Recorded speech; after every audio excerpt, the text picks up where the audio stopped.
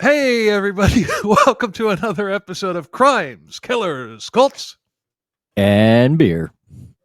and Beer. Just two crazy Florida men and one crazy California man drinking beer and talking about true crime. Hoorah!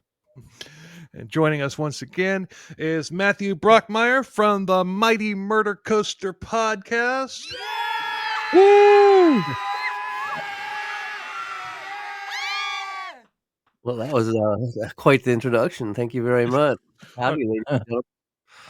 Our studio audience, we pay them well. Yes. They sound hungry. Anyway, I'm Bill. And I'm Paul. And I'm Matthew. And that's Matt over there, man. Hello, everybody. And that is Paul. And that is Matt. It's like the Brady Bunch squares here. Yeah. This is the story You gotta do the looking up and of looking the down. California Yeah. rapist who was raping. Ding ding.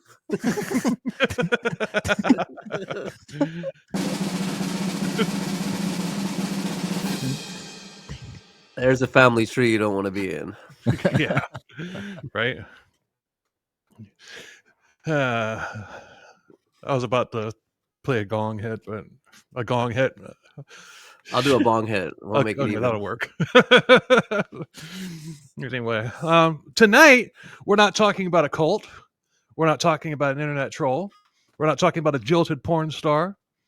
We're not talking about zombies or even a serial killer. But we are talking about a cereal, though. Because tonight we're talking about the history of Kellogg's Frosted Flakes. The beloved breakfast cereal with its lovable mascot, Tony the Tiger, has become a staple in the United States and is a favorite of kids and adults alike worldwide.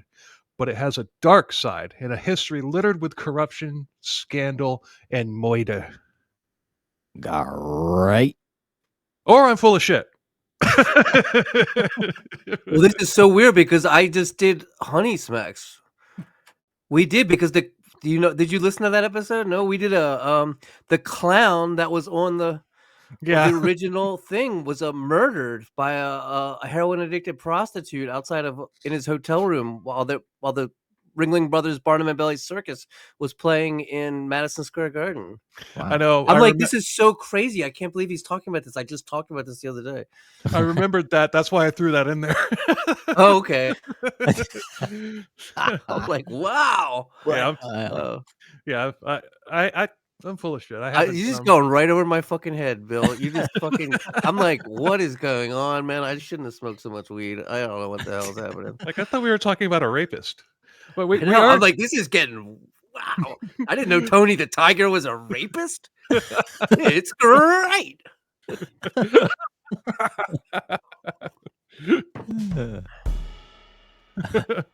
Oh, man. Yeah, anyway. We are talking about a serial rapist. And a very prolific one at that. Roy Charles Waller, the NorCal Rapist. He was born January 8th, 1960 in Contra Costa County, California. Try saying that 5 times fast. Jesus. Contra Costa County. Costa County? Contra Costa County? I drive through it all the time, so I guess I'm used to it. It's a cool name, though. It's a cool name for a county. I love all the names in California. They're all, mostly Spanish. Yeah. But he was convicted in 2020 of 46 counts of rape, kidnapping, and sodomy, but among other things, between 1991 and 2006 in multiple California counties. He had 10 plus victims. There are probably a lot more that we don't know about. This is another case like BTK and Joseph D'Angelo, the Golden State Killer, where after years after the crime spree ended, he was brought in due to familial DNA. His last known rape was in 2006, but he wasn't arrested until 2018, meaning that he got away with it for 27 years. So, but he didn't go offering police floppy disks or anything like that. Like Samuel Little as well. He's the same exact way. But sources are the documentary episode of Very Scary People called The Phantom Predator, investigationdiscovery.com, kcra.com, cnn.com, abc10.com, and a little bit of wiki. Okay. There's not much at all that I could find about his childhood. But he was a safety specialist at University of California, Berkeley at the time of his arrest, and he had been at that job for 26 years. And he was also married and had a daughter. I don't know how people with daughters can do crimes like that, but BTK had a daughter, Green River Killer had a daughter. I don't know how they do that shit. It's fucked up. Because I have a daughter, and now it's really it's a game. You have a daughter, I know, as well, and it kind of changes you. You know what I mean? Yeah. And I get to host teenage girl sleepovers at least twice a month. So much fun. We have those, but I just lock myself in my room and do not come out. Well, my office, my studio is in my living room, so I don't have a designated room. Gather round, girls. We're going to talk about the Northern California Rapist. Just what you want to hear about. One time, one of my daughter's friends, her dad, it's also a same situation like I'm in, single dad with custody of a teenage daughter. It's the same situation with her friend, and her dad was dropping her off one day for a weekend sleepover. This sounds like trouble. And he says, him and Bill are gonna get fucking hammered together. So he's like, well, I'm on my way to a party, and he's like, good luck. And I said, can I come with you? Call the babysitter. Yeah, right. It's Dad's night out. But so, did you find anything about his childhood? Because Matt, I can't. I didn't look. I don't know anything about this guy. I have never heard of him before. This is all brand new to me. I'm gonna get educated about this guy who's kind of near me. So, okay, well, since there's, I looked, I couldn't find anything about his childhood. So we don't know if he was at a reform school for white boys. I don't know if they called him that in California. That might be a South Carolina institution. Yeah. But this is just my observation.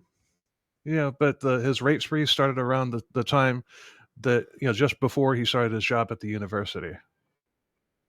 Now, what was the first rape? What year was the first rape? 91. 90. Oh, okay. So this is way late. Okay, yeah. Yeah. Because I thought it might have been during some of the Berkeley's obviously notorious as a hotbed for like crazy left wing rallies and takeovers and marches and stuff like that. But he didn't do anything at the university. But by 91 in Berkeley was an epic year for punk rock.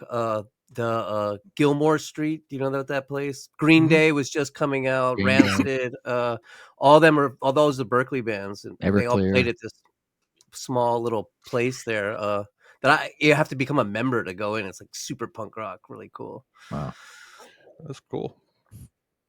But yeah, so that was exploding there at that time. So we don't know what he was doing during his spree either. So we're just going to jump right into the first murder. Oh, yeah. Because I seriously doubt he hasn't written a tell-all autobiography yet. But you mean rape? Huh? You said murder.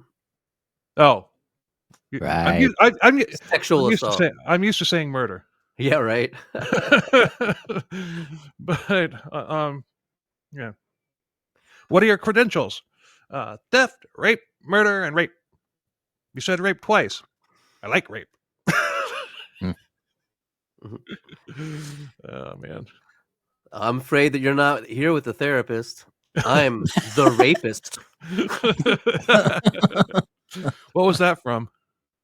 I don't know. It's the old thing. I used to be really good friends with this therapist. She was on my show for a while in the beginning. I used to always say, she'd be like, "I'm psychotherapist," and I'm like, "I'm psycho the rapist." It's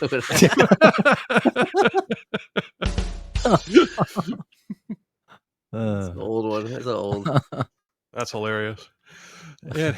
Anyway, well, mine was from Blazing Saddles. They just played that here at the movie theater the other day. Oh, really? Yeah. I want to host a movie screening at a university in California of Blazing Saddles. It was right next to the university. There's a lot of college kids there. Well, damn it! Somebody took. I've said And this it's on like the the podcast. most liberal fucking place too. I know. Like, I think Wow. I think people were able to laugh at that one for some reason. I think that one gets a pass a lot. That's Huh. like one of those things where you see a meme where people are like, the liberals hate this movie. And then if you actually go out, you won't really see a left-leaning person who says they hate it. I can't remember anybody. It's usually just laughed at. It's not like Mel Brooks is some kind of bastion of the right, or you know what I'm saying? Like, Yeah, he's not. it's meant to be mocking, and I Yeah, think it's it's an illustrating. anti-racist movie. Yeah, it is. It's core. It's Yeah. illustrating absurdity by being absurd. Yeah. Totally Uh, breaks anyway. down the fourth wall and everything. They Mhm. go into this film studio, throwing pies. June of 1981, 21-year-old Nicole Ernest Pate was a hairstylist, and she was doing very well. And she owned a condo. She actually owned a condo in Rohnert Park, which is 30 miles north of San Francisco. She had just broken up with a live-in boyfriend, and she had placed an ad for a roommate in the paper, but put a knife in that. She had come home from a very busy day at work, and she had just fallen asleep on the couch, and she woke up to a man wearing a mask with her. He put her in a headlock, and he told her he had a gun and to be quiet, and he wasn't. If she cooperated, he wasn't going to hurt her. He said they just wanted her money. So Nicole cooperated, and he took her upstairs, and he ordered her to get on the bed face down. He tied her up with duct tape, and he was meticulous, making sure that her hair didn't get caught in the duct tape. Hmm. We got a courteous Interesting. rapist here. Wow. But he then taped her mouth shut and put a pillowcase over her head. Then started going through her things. And at this point, Nicole still thought that he was just going to rob her. Do you think he could have been like looking at her like a doll, like an object, by like, oh, I don't want to get the hair in there. Like you would like something like an inanimate object you would treat.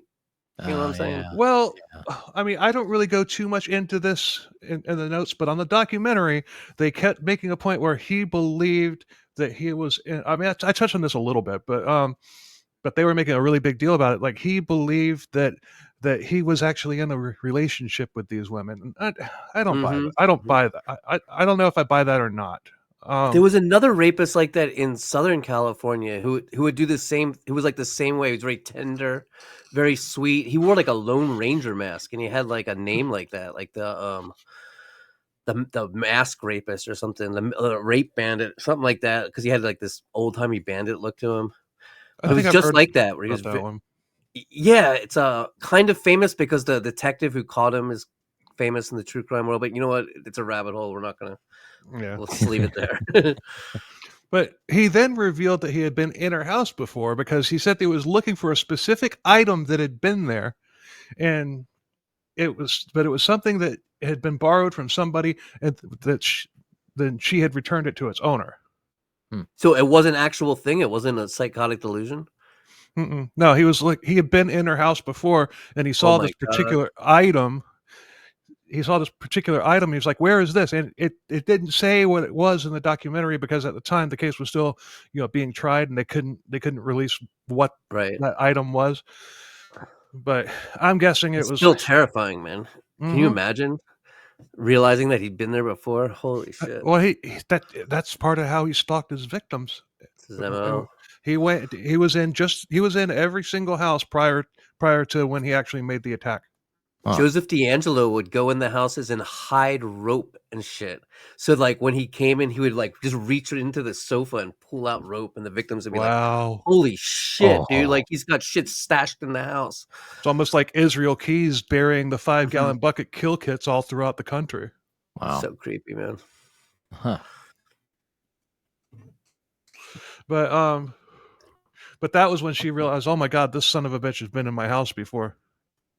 But this was part of his MO, like BTK, like Derek Todd Lee, Sean Mullis, and many others, as far as stalking before the kill, or in this case, rape. The man then turned on music, saying that all this comes verbatim from Nicole. Mhm. The man then turned on music, saying that the songs could be their love songs, and there was, yeah, Oh my God. that this is something different than what I've seen before. I mean, Roy Waller gets emotionally involved as he stalks these women, believing that he's in a relationship with them, like they owe him something for the time that he's invested in stalking them. Wow. Huh. It's sick, and I don't know if that's true or not, but but they kept going back to it in the documentary. But although he's not suspected in any murders, I'm sure that he is a serial killer as well, which we'll get into later on in the episode. I have my suspicions. And finally, he turned Nicole over. He took her clothes off and brutally raped her many times during the night. He didn't kill her, thankfully, but he took her debit card. And when he was leaving, he said, "What? You should probably lock your doors from now on. Someone could come in and hurt you." What an asshole!" He's got a point, though. He does have a point.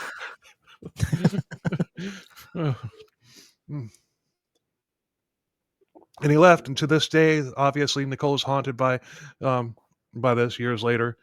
But when she went to the police, they didn't believe her, and they accused her of making the story up. Fucking hell, man. Yeah. This didn't break her, but for years she was always looking over her shoulder, like, what if this dude came back?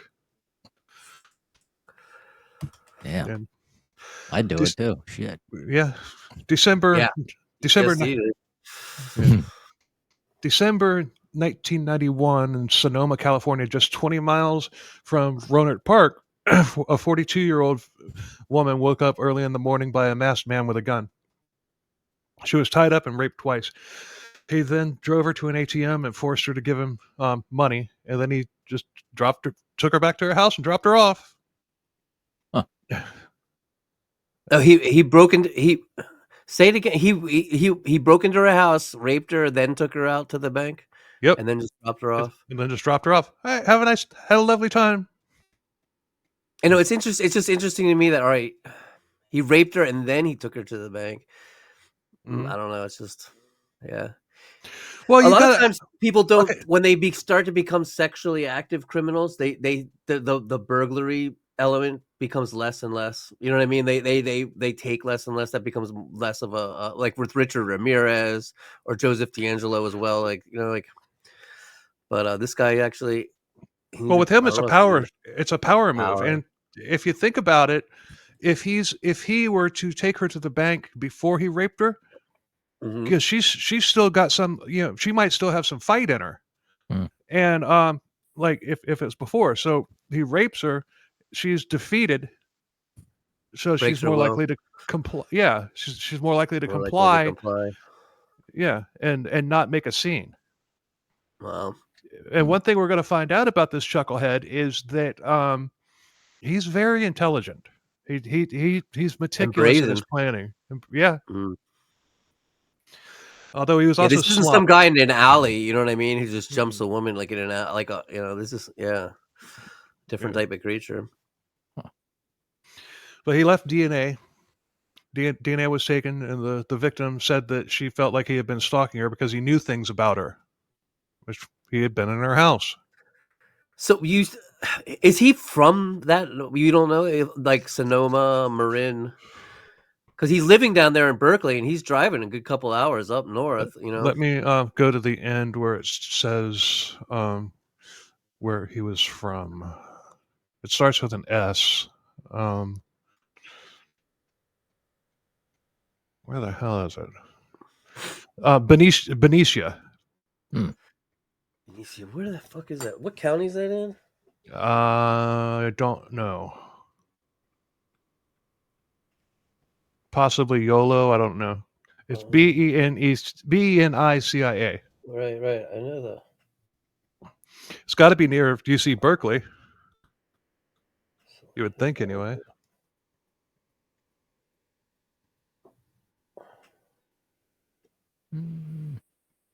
Oh, it's like Martinez. Oh, it's right down there in the Bay Area. Yeah. Oh, it's right. He's right there. It's right there, and like it's right next to Berkeley. Pretty much. It's right by the it's by Vallejo, by the Richmond Bridge.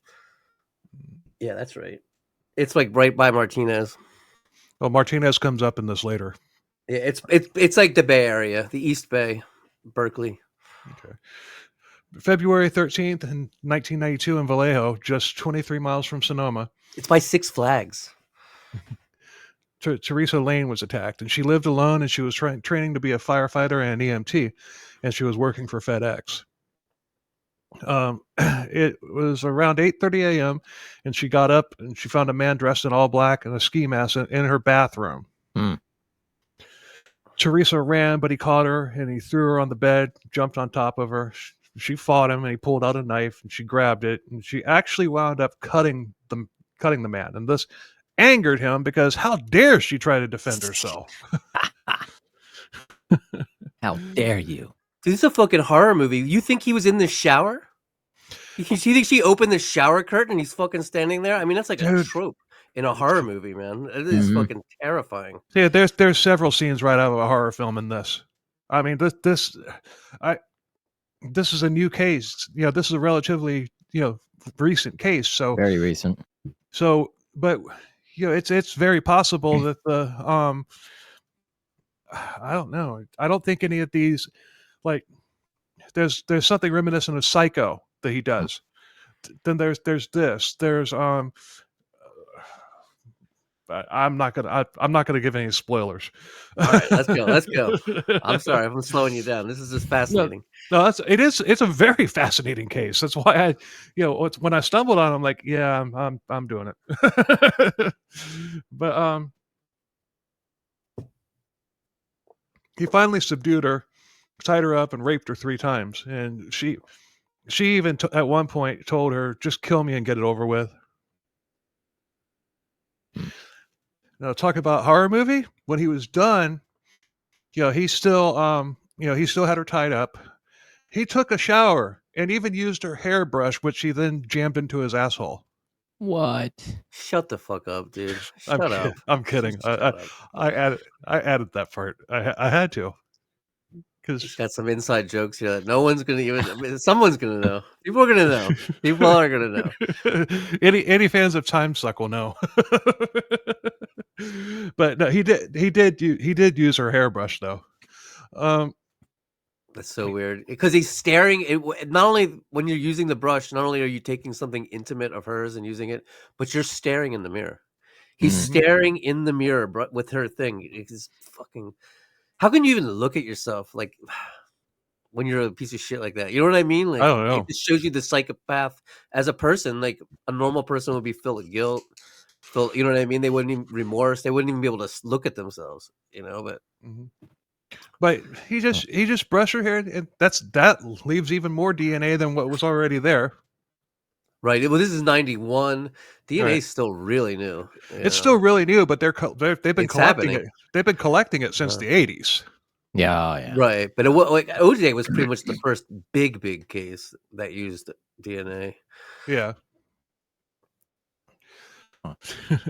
I know about the first cases that did use DNA. The very first one was in England. Do you know about that? The first murder case to use DNA to solve it. It's English. Very fascinating case. Because this guy, the guilty party, actually went to the bar and asked some drunk dude to give him his DNA. And he did. And so then they thought it was like this. It's very complicated. And then there was another, a serial killer in like, where was it? Like Georgia in the... That was the first one in America. You know what that story is? There's a great podcast on it. Anyway, I digress. I'm sorry. No worries. Digressing. This is a digressing friendly podcast. DNA is new. Is all we're getting at. Yeah, it was 1991. Right. Well, we're in 92 now. Now we're but he even went through her things and he grabbed her phone book. Not like the phone book that they published, but the ones where she just had her numbers in. He went through it and saying, if you call the police, I'm going to call this person and I'm going to find out where they live and I'm going to go do something to them if you call the police. He then ripped the necklace off of Teresa's neck. And this whole ordeal was over 6 hours long. And just like before, he just left. But Teresa did call the police, who found that he had, get this, he had cut a hole through the drywall in her garage, stuck his hand through the hole, and unlocked the door. What? Ah, so her door was locked. Yeah. I mean, you still have to go through the exterior of the wall. Unless, well, it depends on how new the house is. Some people just cheap that, but still, you're right. I mean, he may have had to do that. He might have just been able to pry a piece of sheeting off, you know. Mhm. Yeah. Ramirez was able to get his hand into a fucking cat door, and his arms and his fingers are so long. He's like something out of a X-Files episode, like one of those creatures you can like break their Yeah. joints apart and stretch his arm like an impossibly long distance up and unlock this one lock Or- with his, or- his body like crushed through the fucking cat door. Or like Jodi Arias, she got through a cat door. Yes. I think that was an actual dog door. That was a dog door. Oh. Yeah, but she just walked through the dog door. She was a little dog herself, wasn't she? Yeah. Hey, I would swipe right on Prison Tender for her. Yeah, you see, Yeah. she's cute. Yeah, she's wild.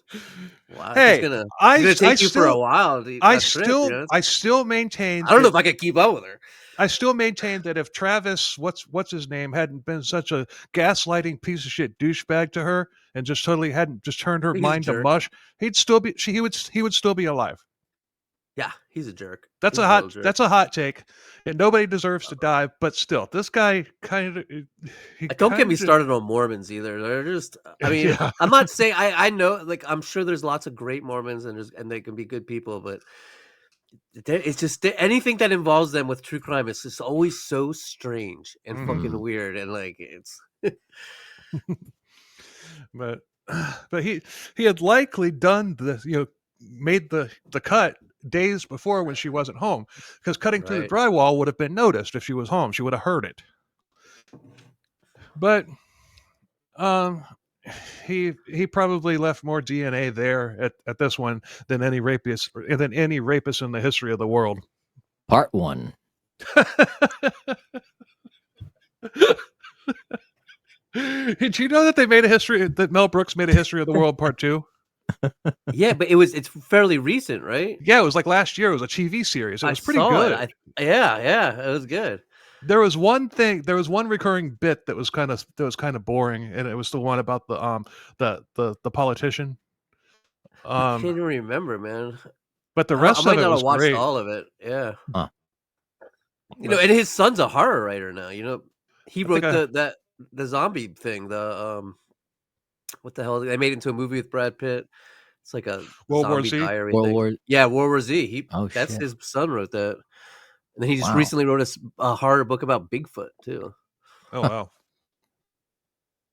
But then Max is his name. Max Brooks. Max Brooks. Brooks. That's right. Good writer. Maximum Brooks.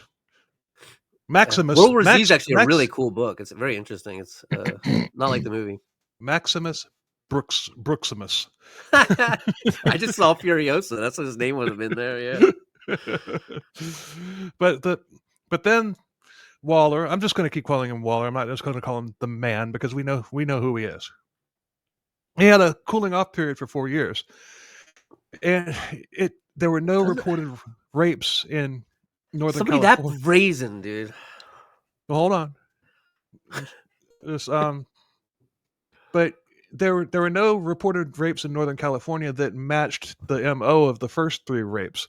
Personally, I think that he either went elsewhere or switched up his MO, and maybe at this point he was killing victims and burying them. Mm. Yeah, he's in Berkeley and he's driving a couple hours north to get up Yeah. into Marin and Sonoma. Like, So and what if did they check down south, southern San Francisco, fucking Mm-hmm. Silicon Valley, all down in there? Nah, There's he might have just turned around and gone the opposite direction. Yeah, and maybe some of the things that he did could have gotten pinned on somebody else. Because like in the end, don't they, like, a lot of killers are caught? They'll take all the victims and put them out, and they're like, "Well, he lives right there, and we're in the middle of he's going out in all these directions." Well, from he's there." getting farther and farther away. He's getting farther and farther away with each Mhm. rape that he commits at this point. But I don't know. I'll get into more why I think that he might also be a serial killer later on. Well, like in a bad horror movie on Halloween 1996 in Martinez, just 12 hours from Vallejo, a woman was alone in her house, just sitting on the couch when the doorbell rang. A little late for trick-or-treaters, but still not that much out of the norm. I mean, it was Halloween. It's pretty late. It's pretty late, but still. She opened the door, and there was a man wearing all black, wearing a hoodie with the hood up and a skull mask. Fucking hell, man. He pounced, and he shoved her into the house and shut the door. He tied her up, and he raped her multiple times. And this time, when he was done, he took bed sheets and anything else that he thought that he had left DNA on, and he stole her debit card. And when he went to the ATM, he was caught on camera wearing a Halloween mask. Okay, what year was this one again? How many? This was 96. 96. 96. All those years. Yeah. Wow. But he wasn't finished with this woman. A couple weeks later, he called up the victim on her at her job, and what do you think he said to her? Just take a guess. I see Keep your you. doors locked. Is that what he said? I see you. I don't know. That was a guess. That was a good guess. He said he was sorry for attacking her. Oh, Jesus. I bet you she forgave him. Oh, okay, yeah. They went out for coffee, and now they've been happily married now for 35 years. Have proud grandparents. Yeah. But this, I mean, this was another attack, a psychological one. He's letting her know that not only that he hasn't forgotten about her, but he also knows her schedule. Ooh. Yeah, he sees her. He's watching her. He's not that far away. Berkeley's really close to Martinez. Yeah. Yeah. So this one he kind of backtracked a little bit. Yeah, he's in his own neck of the woods. That's dangerous. A dangerous move in a way. But despite his efforts to clean it up, DNA was left behind, and they made the connection that it matched the DNA collected at the other rape scenes. They also knew that these 4 assaults had similar MOs, but now they had the evidence that this was a serial rapist. Waller had mastered stalking. He knew their every move to the point to where he could be 100% sure that he would have hours alone with the victim. And in the case of Nicole, the first one, that was in a condo building.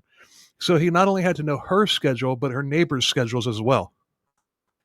Sometimes they get off even more on the stalking than they do in the actual rape. They'll say like the rape is actually a letdown, and it was like the all the fucking chemicals going off in their brain while they were doing the actual stalking. Yeah. Gave them like the most pleasure. Well, like Deep Purple says, and Knocking at Your Back Door, it's not the kill, it's the thrill of the chase. Yeah. Great song, by the way. Oh, fucked up lyrics though. One time I did that song at a karaoke bar for the first time. And I didn't know the words to the song. I mean, I knew, and I'm up there singing it and everything. And I get to start there reading these lyrics, and I just on stage I'm just cracking up. I couldn't.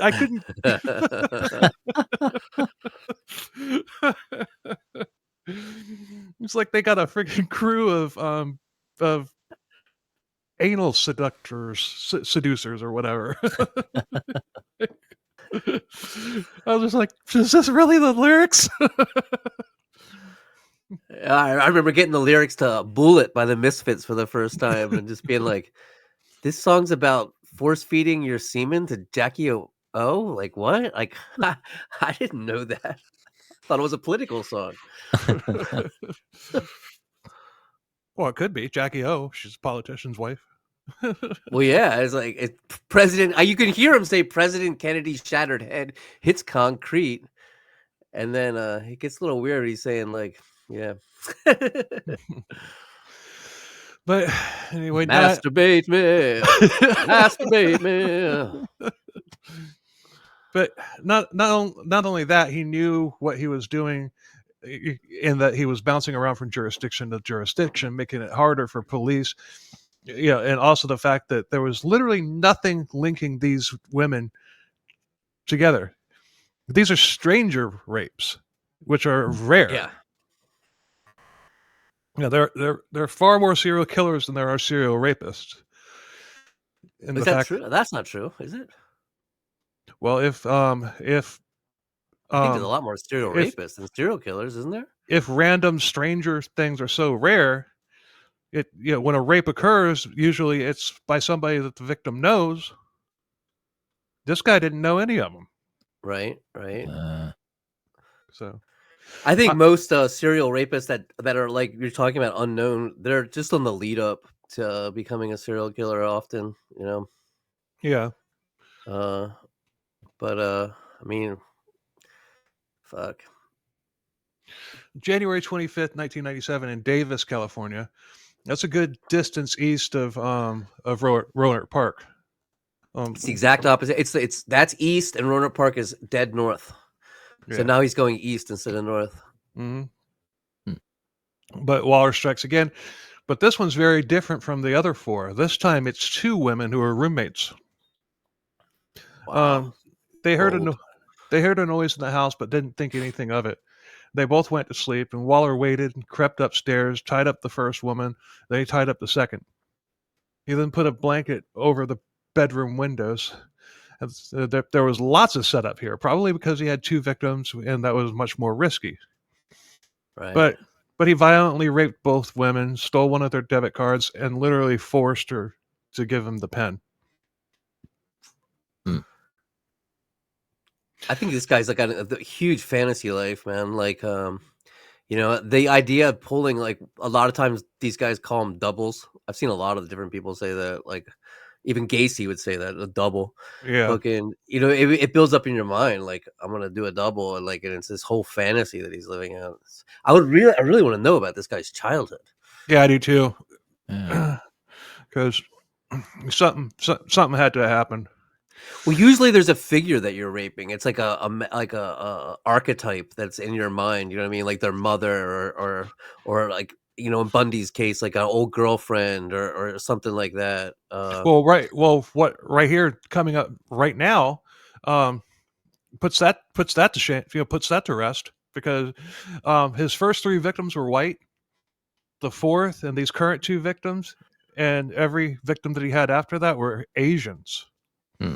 And I don't think that he was particularly attracted to Asians, but remember, his third victim had fought him and cut him with his own knife. Yeah, but he's stalking them. It's not like it's some random lady who walks up, Right, or but like Ramirez, where he's going to a random house. He doesn't even know who's in there. He's chosen them. I'm It's not interesting.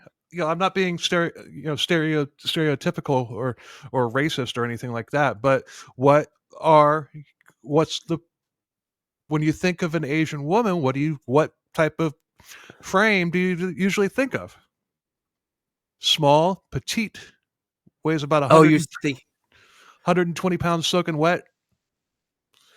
so? You're thinking that it was a matter of they were more defenseless. Mm-hmm. That they were easier to subdue, Easier to get, targets. easier Hoping targets. Yeah, they that didn't makes know sense. martial arts. Yeah, right. That would be a cool karate mom. Oh yeah. Little did he Five-finger death know. punch. Oh, Yeah. we got a badass bitch coming up. Oh, good. I like them. Yeah, me too. And she was Asian. The police sent letters to all of the banks of the victims asking for records on when and where the cards were being used. And they pinned down locations, and that was how they found out that he had used a Halloween mask when he used that one victim's card. July 18th, 1997, in Chico, 100 miles north of Davis, 21-year-old, this is the badass bitch, 21-year-old Maki Anderson was a college student at Chico State. And she was a counselor there, and she lived alone in an apartment. She had just broken up with her very first boyfriend. And I'm sure that Waller knew this. How, but dude, that Chico is so far from Berkeley, and he's got a full-time job in Berkeley, right? Mm-hmm. Probably doing I mean, this what on is this? weekends. Must be like his straight hobby. Yeah. Well, this is Yeah, on July. weekends. This is July. School's out. School's out. Yeah, but he doesn't. What does he do again? He's not. He's a tech specialist or something like that, or maintenance School tech. still. There's still school. If he's in maintenance, school's still in. There's still summer school. He's not. You know what I mean? The campus isn't inactive in the summer. Could have been weekend. Could have been a weekend. It must be in his whole life. Because think about the hours and time just in driving, all this shit, dude. Well, look at This is his life, man. this This is his guy, fucking this existence. But he's this guy's. married and has a daughter. Mhm. He's a busy motherfucker. Well, this guy is like, well, other than not so much the fact that he's married and has a daughter, but David Carpenter, the Trailside Killer, this guy, he was all over the place. Yeah, he went Right. miles and miles and miles and miles away. He went from like Northern California all the way down to San Diego. So did Joseph D'Angelo too. Yeah, well, we haven't covered him yet. But, He's one of the scariest of all. He really terrifies me. mhm. Great podcast on him called the Face in the Window. Ooh, It's amazing. Just him, it's like it's just him. yeah. It's kind of like on true crime bullshit. Yeah, and the lady who does it's like a New York Times like fucking writer, and she's like really thorough and good, and very victim centered. Yeah. Yeah, she interviews all the victims. But yeah, I'm sure that Waller knew that she had just broken up with her boyfriend, and so that's how he knew that she would be alone. But she would come home and notice things weren't exactly how she had left them. Fuck. Nothing missing, nothing messed up, but just not how she had left them. And she actually thought that it was her ex, and I can see why she thought that. Well, a lot of people have told me this before, but they were all on meth. Who? People were like, "There's someone breaking in my house and moving my stuff around." I've seriously had people tell me that. I swear there's someone breaking in my house and moving all my things around. I left a magazine over there; it's not there. I was like, "You need to go to treatment. You need help." But this She also, was right. yeah, this also. Sorry. This could also be why he was less careful there than he had been before when he was stalking previous victims. Oh, she's just going to blame it on the boyfriend. Yeah. So that night, oh God, that night, she and her sister had been at a bar ironically called The Bear. There you go. I was going to say bear a couple times. Well, it's just... Well, bears will attack people, but they don't stalk them for days and put holes through their drywall so they can creep into their house at night first. But it goes back to that meme that was going around last month that was triggering I all know the exactly what you're talking about. Yeah. So it was ironic that they were. We've been talking about it on our podcast too. Yeah. Yeah. When we when we're covering this guy, right now in this time in this point in history, she was at a bar called The Bear. And then she comes home and gets attacked by a man. I'm not laughing. I'm not laughing. Safer. Yeah, the bear is safer. Is that true? I don't understand how people were so offended by that. I was like, I don't either. Yeah, duh. Like, what if someone said to me, "I'd rather see a bear than you"? I'd be like, "Well, that's kind of mean." But I never felt like they were talking about me personally. You know what I mean? I was just like some random guy. I think I'd almost rather see a bear than some random guy. Same. Maybe even some woman. I mean, like an Eileen Wuornos type, right? You don't know. I don't want to run into Eileen Wuornos in the woods. I'd rather encounter a bear than Eileen Wuornos. Oh yeah. Or Catherine Knight. I don't know. Maybe when she was 18 and drinking a Pabst Blue Ribbon, she may have been fun. Before she had the fire completely fucked out of her. Poor Eileen. Yeah. Oh, when we cover Eileen Wuornos, we're gonna try and do a remote recording at the bar that I was about to say that you should go to. That's awesome, dude. Yeah. I mean, you could do a really cool podcast and try to dig up some of the people if they're still around and everything else. Yeah, that's what I'm gonna try to do. I'm gonna try to do it during Bike Week too. That's awesome. But just give us a table in the corner or whatever. We don't need to, we don't need a PA system. If people want to come up and ask us questions, they want to come and look or listen, they can. I mean, we're not going to do a event unless they want us to do a live event. Then we'll do a live event.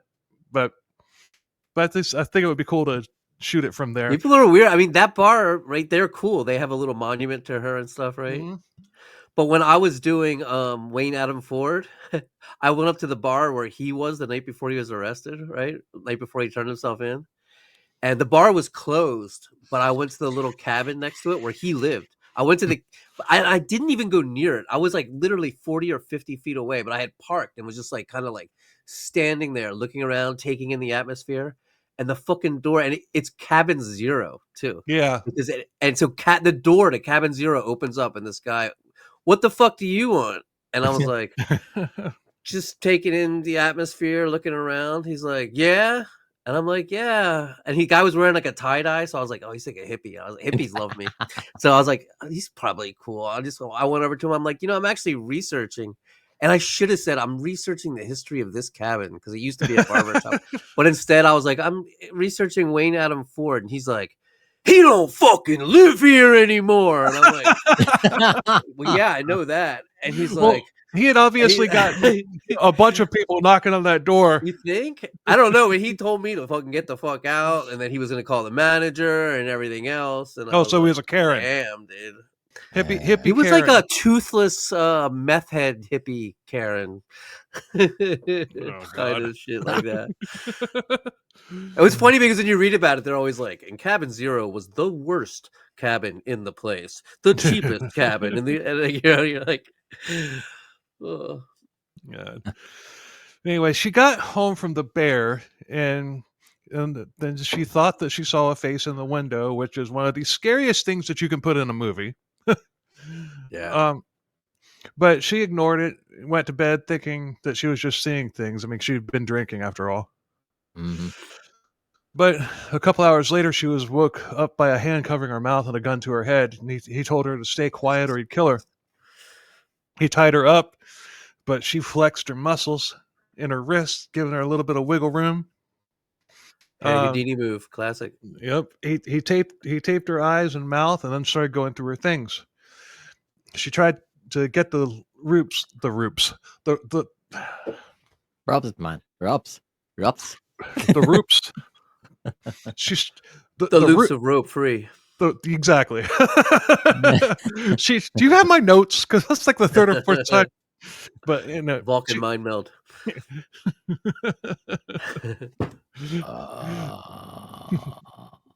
But she tried to get the ropes loose because of the wiggle room that she had left, and she got loose.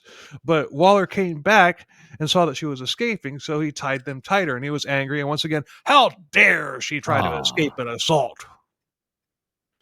She's a lot of nerve. Yeah, the nerve of these people. I'm the considerate rapist, and you're being mean to me. Considerate rapist. That is so creepy sounding. Ugh. She had actually gotten the tape off of her eyes and free yet again, and he came back into the room, and she saw his face, and she said, "What?" She said, "You'd better run. I'm gonna get you. You'd better leave." So Waller charged at Maki and pounced on her. What did he say? I just told Paul just told you. That is what he said. Okay, I thought he was guessing again. That's what she said to him. Oh, she said you better leave. She said that to him. I've seen you, motherfucker. So Waller charged at Maki, and she and pounced on her. And then, going back to our Peter Curtin episode, she grabbed a pair of what, Matt? Beers. Scissors. That was on her nightstand, and she stabbed him with it. That pissed Waller off even more.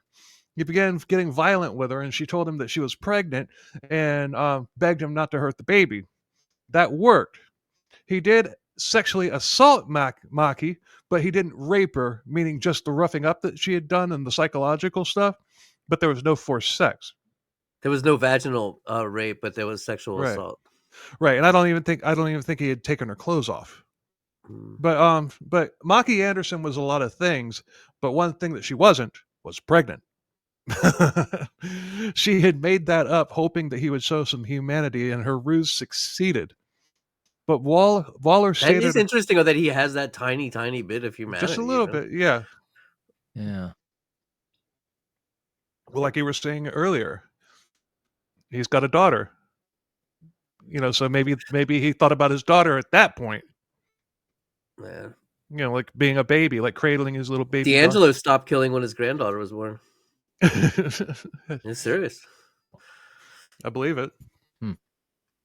I mean, I don't know if it was just, coincidence because his testosterone had gone down at that point. He's a grandfather. He's just old. You know what I mean? You lose Yeah. because it's a lot of this is sexually driven, your sex drive stuff, or it caused some. What it was like the Grinch, his heart grew 1, 2, 3 times or whatever. Yeah. But he stayed at her place for hours going through her things, and he would leave her alone for extended periods of time as he was ransacking her place, and she was able to get free once again. She climbed out the window, ran to get help. And by now it's morning, so she went to the apartment complex's office where they called the police. Police arrived quickly, but Waller was long gone. Maki Wow. Maki was able to give them a good enough description to make a really good composite sketch. This is out in Chico, right? Yeah. Like I said, badass bitch right there. Yeah. Yeah. Good on her. Yeah. So now they have a credible sketch, not to mention Waller's blood that was on the scissors from when he stabbed her. And of course, the DNA matched with the other rapes. But one thing that makes a serial rapist somewhat more diabolical than a serial killer is that the survivor has to live in fear that the guy could be anywhere and attack again at any time. Yeah. And but still, Waller thinks he's bulletproof and he's getting sloppy, but he's about to escalate.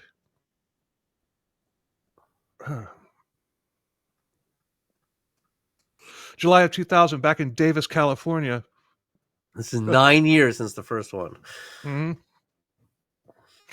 But there was a 4-year cooling off period where, well, we'll get to that. A 22-year-old college student, and some of these women, because for the breakdowns of these for the breakdowns of these rapes, I used the documentary a lot. Because you just can't find the grim details in anything that I found online, articles or whatever about him. But in the documentary, they have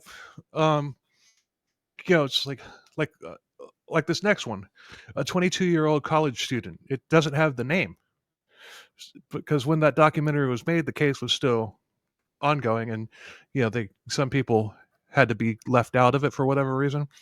And they were left out of the documentary, so I wasn't going to dig up any research and name their names. I'm just looking at it from, well, maybe they don't want their name out there, Absolutely. If they don't want to be named, definitely don't name them.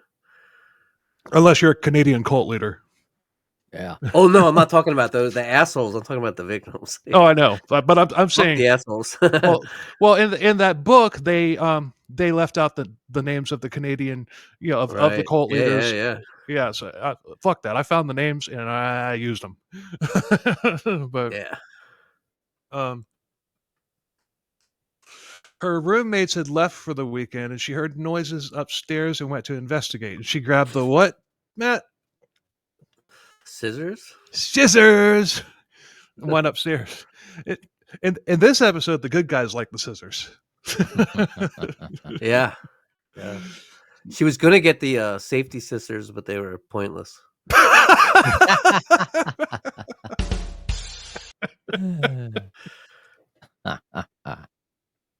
Yeah. Oh God! She went into one of her roommates' rooms, and Waller, dressed in black, wearing a ski mask, pointed on her and tied her up. Ugh. She told him that her roommates would be coming home, which seemed to make him change strategy. He scooped her up and carried her to her car and took off with her in it. Yeah, it could be that he knew that the roommates were out of town, depending on how long he had stalked her. But this kind of also lends credence to he doesn't know for sure if she's lying. Maybe I tend to think that he knew that the roommates were out of town. Yeah.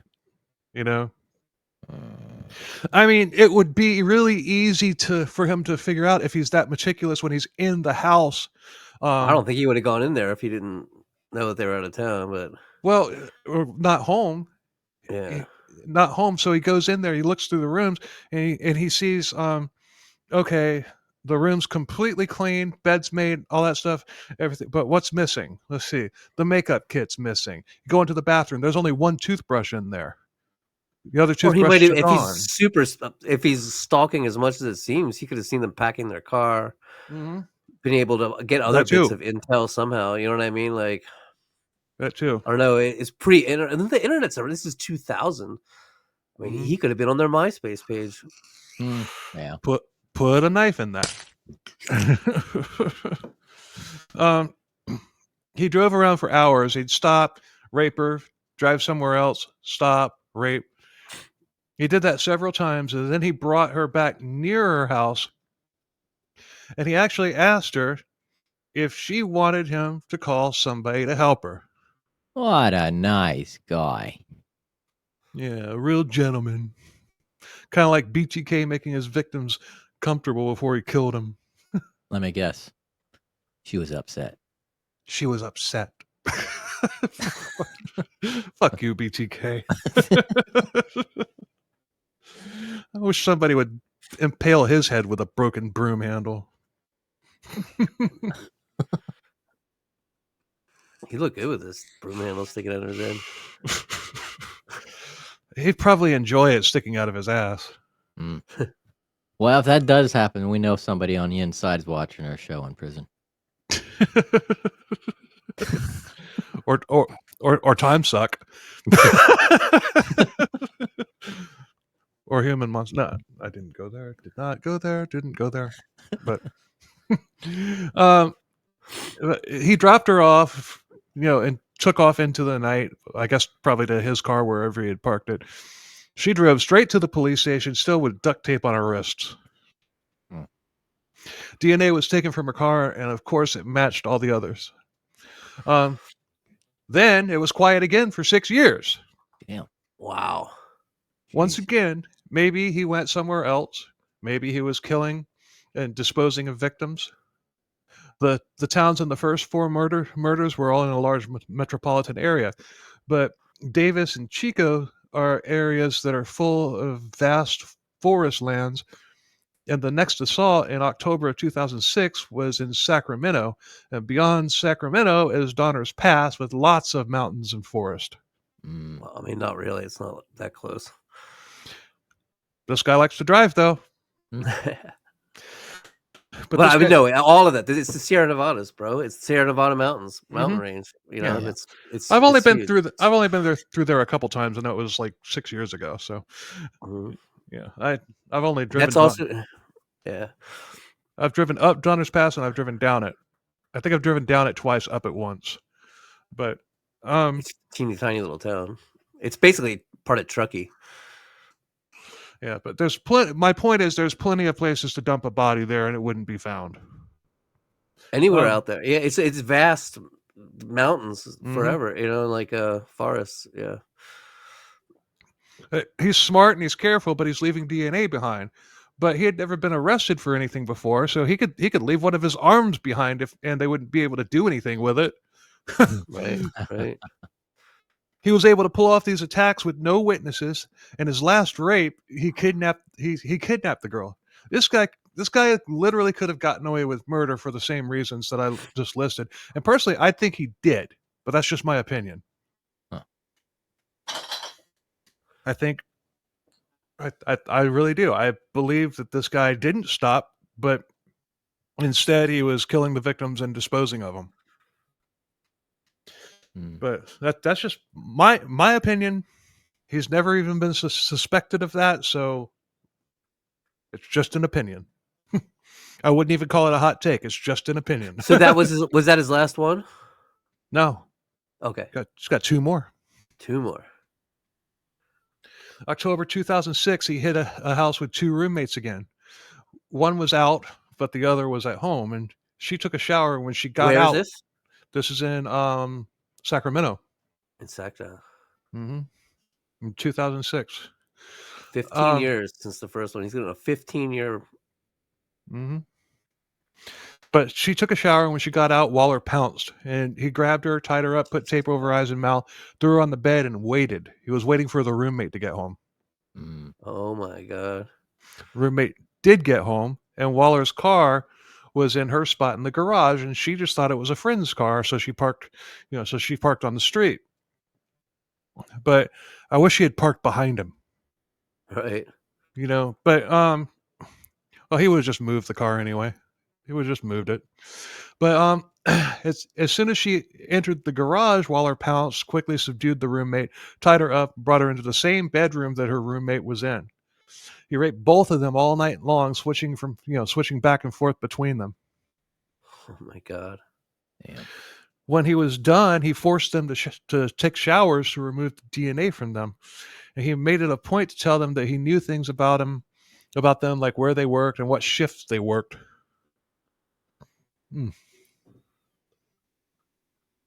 A neighbor's security camera had picked up a white SUV in the vicinity. This was more than likely Waller's SUV, but put a knife in that. And this is a very, very interesting case because we're watching the formation of DNA. We're watching the beginning of cameras being everywhere, of the internet. And this is the reason that these people aren't successful as much anymore. Mm-hmm. Yeah, when I found this story, I was like, "Yep, doing that one. I'm not even putting that one on my board. Just going to do it. Fast track it." But it was also seen. It was also seen driving away from the area by that same camera at the same time that the women said that he had left the house.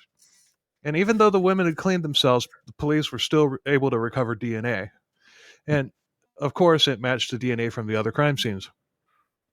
One of the women's blindfolds had slipped, and she got a good look at Waller, so a new sketch was made, and it looked very similar to the one that was made off of Maki's description, but he had gained weight, so he had some chubby cheeks going on, Mm-hmm. After this latest attack, 6 different police jurisdictions formed a task force along with the Sacramento Police Department. Sacramento Police, basically took lead of the task force. Yeah. They can't bring in the FBI because it doesn't involve multiple states. Right. But they took lots of DNA swabs from people, but none panned out. So, and I don't think a criminal is going to voluntarily give a DNA swab to police. Paul Bernardo did. Unless it's Sean Mullis.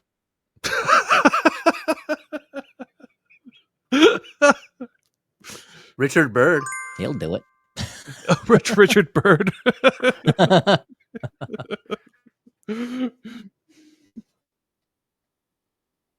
Check your hairbrush. There you go. Oh God, I'm still in awe of that whole situation. But profilers did join the task force, and on November 21st, 2006, the task force held a press conference. One of the Sacramento victims was there with them, and she spoke. All of the did I say Sacramento or San Francisco? Sacramento. Okay. All of the evidence was laid out, the camera footage of the SUV, all the composite sketches, and the video of him at the mask from the ATM. Tips began flooding in, leads that they were able to follow up on. Other rapes were reported with similar MOs that hadn't been reported before, but all of the leads dried up. Since 2006, there were no more rapes that matched the MO of the NorCal Rapist, and it was cold for 12 more years. Yeah.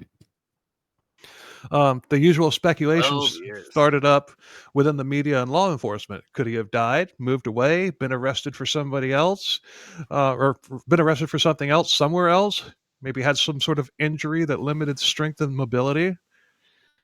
Or maybe he didn't stop and the crimes just weren't being reported? Or maybe he just started or resumed killing and ditching his victims? That last one was mine.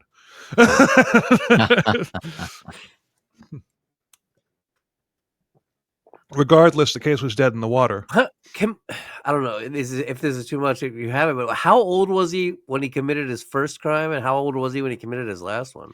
He was born in 91. He was 31 with the first one. And the last one was 2006. So 60 to 2006, that would have made him 46 with the last one. Yet. Yeah. But does 31 seem old to start as a rapist to you? It's old to start as a serial killer. I guess, you know, if you're in good shape and everything, you could start. No, I don't mean like that. I meant mentally. Like, wouldn't you? Do you think the urge would have overtaken you at a younger age earlier? Well, that's why. Well, number one, I don't think that Nicole in 1991 was his first one. Yeah. But something because he was in her house, right? Yeah, he was in all of their houses prior to. Yeah, he had to. That couldn't have. That prepared. That you know, brazen, and he's gotten away with a lot, right? And I think he's gotten away with murder too. Yeah. But regardless, this case was. I already said that. But then. Nice. A new thing called investigative genetic genealogy was brought into the investigation. Woohoo! The Sacramento DA had used this on the Golden State Killer, a case which had been cold since 1970. Golden State Killer was the first cold case to use this genealogy in California, and it may have been the first cold case, period. I don't know. I know it was definitely the first case in California that was solved because of it. Yeah. What, Matt, do you think it was? I don't. I'm trying to remember. I'm thinking of these murders in Texas that were all linked up. You know that with those ones in like the killing fields? Yeah, I think so. Like, didn't they use DNA? I think that was before that, wasn't it? Yeah, it was before. It was before that. I have to look at my notes. But they haven't found anything. The only thing that they found in that was William Reese, and he wasn't really part of that corridor. He had like one victim that he dumped there. All the rest were in between Texas and Oklahoma. That's an interesting. I'm just case. thinking. I'm just trying to remember if there was earlier cold cases. I know there was earlier active cases. Obviously, I don't know. That's a William Reese. That's a really, really good story. I mean, there was when he was arrested, Oklahoma and Texas were fighting over who got to put him down.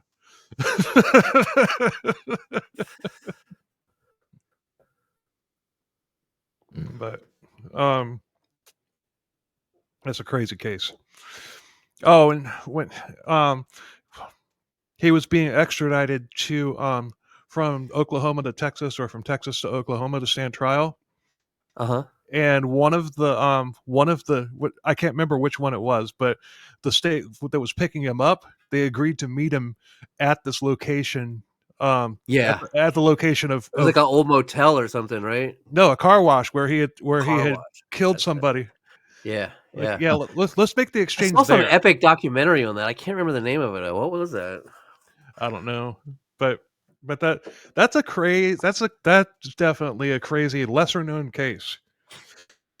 Right. But, yeah, that guy was a real piece of work. Well, they all are, but still, that guy. I don't know, when they make it interesting, when they make it like sensational or whatever, that's just a different level of chuckleheadery.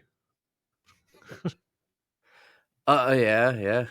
You know, I mean, the most prolific serial killer in American history is Samuel Little, and he tried to make it as unsensational as he could all the time. I mean, he just went out of his way to find the most marginalized, and like always think to himself, who won't be missed? Right. You know, and was able to stack up 93 murders. Never, just like this guy, never eventually got caught through DNA long after he was done. He hadn't killed anybody in years. Or he was an old man in his 70s, like with gray hair, with diabetes and shit.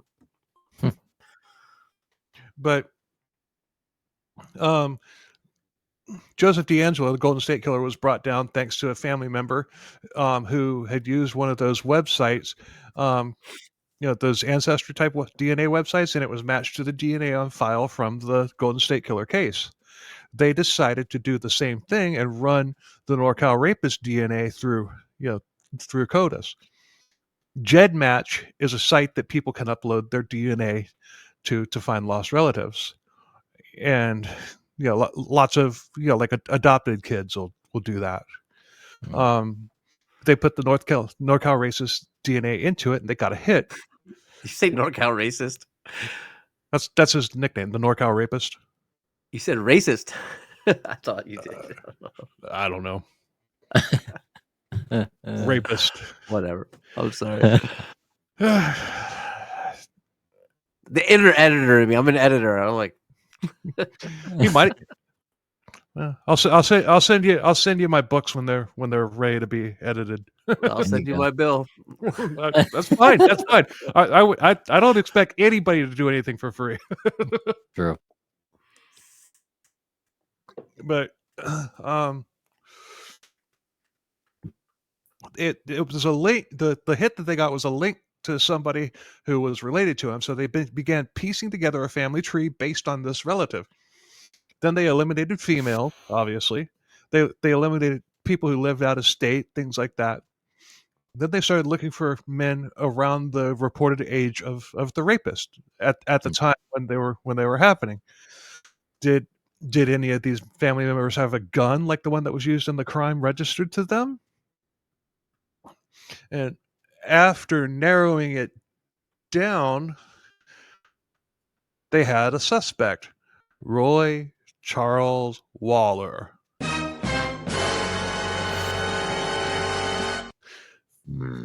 58-year-old white male who lived in Benicia, married with a daughter, worked at UC Berkeley for 25 years. His neighbors. So he lived in Benicia. Okay. Yeah, he grew up there and he lived there. Okay, he just worked in Berkeley. Well, that's where he lived. He lived in Benicia. I don't know where he grew up. He was born in that Contra Costa, and I don't know if Benicia is part of Contra Costa County or not. It's near it. I think it's in a different county, but it's right there. Okay. But his neighbors didn't know much about him because he kept to himself. He didn't seem like a criminal to anybody. He also didn't have any complaints against him from anybody at UC Berkeley. Really? Yeah. From and he had the same job for 25 years. Mm-hmm. But no complaints from students, faculty, or employee, anybody, but put a knife in that. Lots of knives in this episode.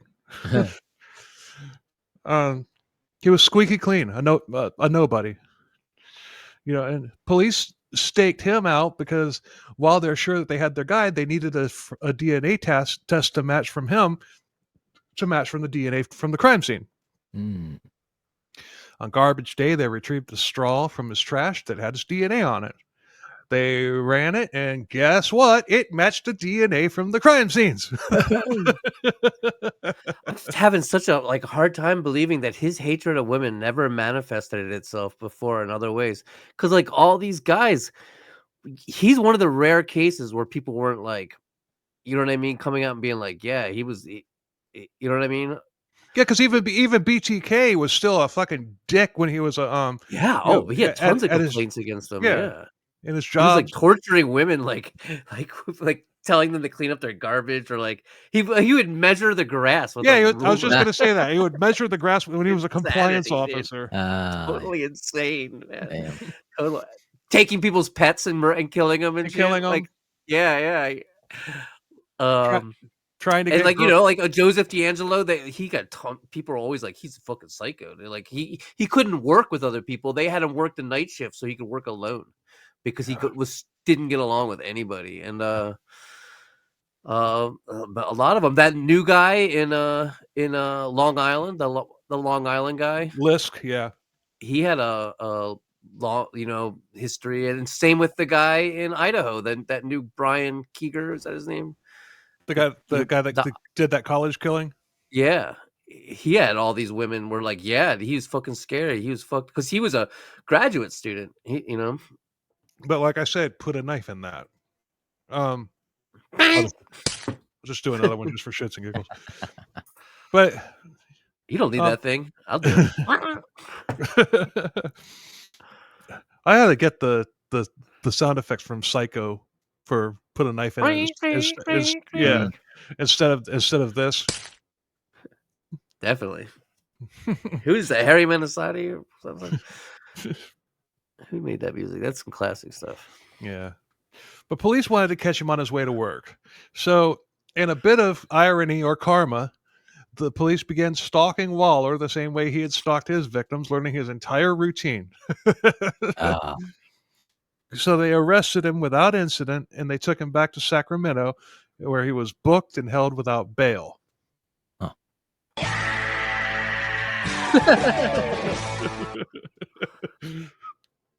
Won't get fooled again. Nope, not with this guy. Maki and Nicole were ecstatic about the news, and they even attended his hearing and they sat next to each other. When Waller was brought in, he was put in a cage in the courtroom. And he saw them, and even though he was in a cage, it still freaked them out. Obviously. Maki Mhm. said, "What?" The last time got to see my face, I was in fear. This time I got to see his face when he was in fear. I wanted to, yeah. I want him to know what I did, what he did. What the hell? You want to start that over again? Yeah. Mark I'm that. gonna have to bail after this too, because Oh, we're almost I do done. have to go. We're almost done. We got 3 I know. pages. Yeah. You'll have to write the ends on this one. So the last time I got to wait, that doesn't even sound right. The last time he got to see my face. Okay, I made a You're typo. My missing, bad. yeah, you're missing words here. Yeah. Yeah. The last time he got to see my face, I was in fear. This time, I got to see his face when he was in fear. I want him to know what he. Wait, what the fuck? I want him to know that he did not break me. I want him to know he did not break me. Right. Okay. There we go. March 7th, 2019, Waller pled not guilty. During the trial, we get a little more familiar with Waller. Apparently, he was cheating on his wife because he was dating a woman named Olga Coy when he committed the Sacramento rapes. And that Jesus white Christ. that white SUV that was believed to be his, it was her Toyota 4Runner. Oh, he's using her car to go commit crimes in? Yeah. All right. Waller was sentenced to 897 years to life in prison. Damn. Good. It's so crazy the way, like, in the old days, rape didn't get you in trouble. Mm-mm. Rape was like considered a victimless crime or something ridiculous, and people would get like months. You get like 4 months for a rape and shit. You're like, are you? Yeah. It's crazy. But after he was convicted of kidnapping, forcible rape, oral copulation, sodomy, foreign penetration, and he's currently at the High Desert State Prison. And his attorney after the trial said, "What? It didn't matter what he did. It was a DNA case that we couldn't overcome the fact that his DNA was at all the crime scenes." Yeah, that is a tough one. Waller maintained his innocence and to the end, and he took the stand in his own defense. As Oh, the he final did? witness. Yes, yes. I told you it was going to get. I told you the trial was going to be fireworks. His attorney probably figured, why the hell not? He's done anyway. But Yep. Waller on the stand, he was asked about the bags of women's items that was found, including Teresa's necklace. He said, "What?" I did a lot of dating, and I dated this one woman who I'd go out of town with a lot, and had a bag that we could take that that had massage oil, bubble bath, bottles of wine, so we could go different places. Waller said they just got thrown in this bag. She always liked to buy new lingerie, and that's just where we were. Also, yeah. Okay. Okay. Okay. What's he Roy. got, a bag of lube and shit? Yeah, basically, yeah, women's intimate stuff. So also while on the stand, he was asked why his DNA was at every crime scene, and he basically used the Shaggy defense saying, "Wasn't me." Shit. He also, in a hilarious bit of word vomit, he was asked about why he had things like rope, zip ties, duct tape, ski mask, gloves, etc. He said, "What?" I'm a collector of odd things. I even have a a lock picking book. We're trying to, you're trying to twist us. I have nothing to do with this case. Period. He just admitted that he had a book about how to pick a lock. I got a lock picking book, book on how to commit rape, and I got a Raping for dummies. yeah. I even got a black leather pair of gloves over there and a blood covered knife and handcuffs. Yeah. Doesn't mean anything. Doesn't mean anything. When he There's was a dead body in my trunk as well. So what? When he was asked about all the Asian bondage porn that he had on his computer, he said, "What?" I've downloaded hundreds, along with many other people. No reason for these pictures to do anything with that case, about this case. Yeah, he's a wordsmith. This guy. Yeah. But all the detectives had the information. Well, just to be clear, collecting Asian porn does not make you a rapist. No, it doesn't. But his last victims, all but 3 of his victims were Asian. But also, detectives had his computer information, dozens of emails that he had sent to women looking for female roommates. This is how he began his hunt. Really? Yeah. Once he had the address, knowing full well that a woman would be alone, he would begin to stalk them. Oh my God. He's also been charged in several burglaries of women's home where no rapes took place. After he had gotten caught or during the time period? I think it's during the time period. So he didn't have an absolutely clean record either. No. He'd been arrested for breaking and entering? No, this is just stuff that came out later. Like during the trial. Huh. But does he have any other weird priors? No, I mean this isn't a prior though. This is just stuff that came out. Probably stuff that they linked to. It's like okay. He did. So he hadn't been okay. Yeah. Take DNA off of some of this stuff. Holy crap! It's this NorCal Rapist guy. Right. Even though no rape took place there, he did rob somebody. Maybe something scared him off, and he decided to abort the mission. Well, no, Joseph D'Angelo was the same way. He would break into houses and rob all the time. And weird shit, like he would take one cufflink, one shoe, just to fuck with them, stuff like that. I remember that. We're going back to UC Berkeley here. After the trial, 2 female staffers at UC Berkeley reported that he had stared at them menacingly frequently, and it freaked them out. So they wound up avoiding him at all costs because of that. There you go. So he didn't do anything that we know of, but he was thinking about it. Yeah, that's what I was thinking. Like all those years, he had to have shown his. I mean, a psychopath wears a mask. They know what people want to see, and they're able to do it. But they usually let themselves be shown at some point. The monster that's in them. Mm-hmm. He was definitely able to hide it really well, but they saw it. Those women saw it. But still, there's no. What was he doing during those cool down periods? Were there any women that just flat out disappeared in these areas during the cool down periods? I bet he killed them. These crimes are so well thought out, so meticulous, so organized. He's obviously an organized offender. Very organized.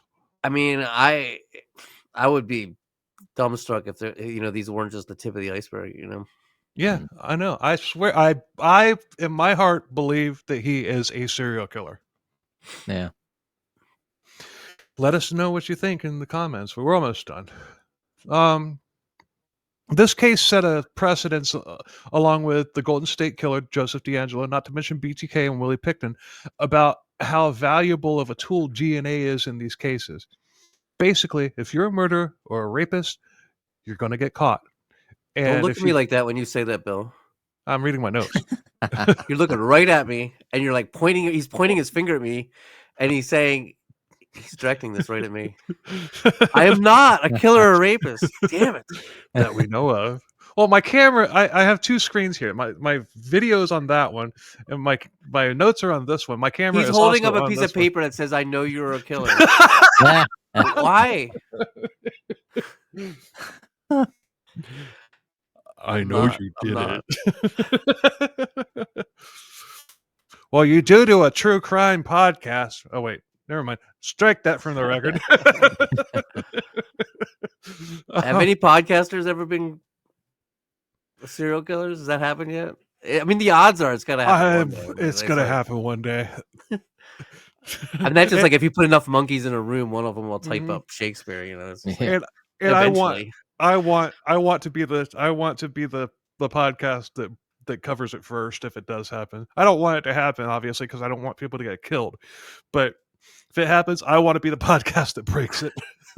I don't. No, I want to be. Yeah, because it's your podcast. Oh, Ah! Foiled again. But basically, if you're a murderer or a rapist, you're going to get caught. If you've gotten away with a murder or a rape for years, you better hope a relative of yours doesn't ever sign up for Ancestry.com. Or And he's holding up a 23andMe. piece of paper saying, "I know it's you, Matthew." The only thing is, I wish I actually was.